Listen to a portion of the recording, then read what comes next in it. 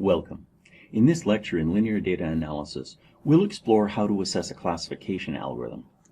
The main concepts for this lecture are what is the receiver operator characteristic. This is a historical term that's still in wide current use.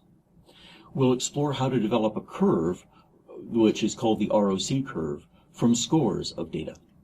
And we'll explore the area under this curve, which is a single number that's often used to assess a classification. One problem we can think of as we go through this lecture is how good is a classification algorithm? Well, the receiver operator characteristic comes from the Second World War, and one of the earliest uses of radar was to detect threats.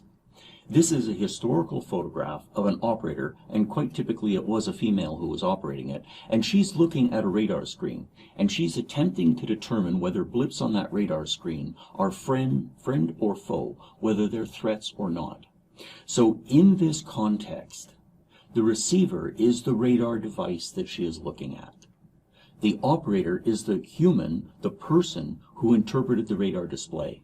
And what they were interested in was the characteristic. That is, they were attempting to evaluate human performance.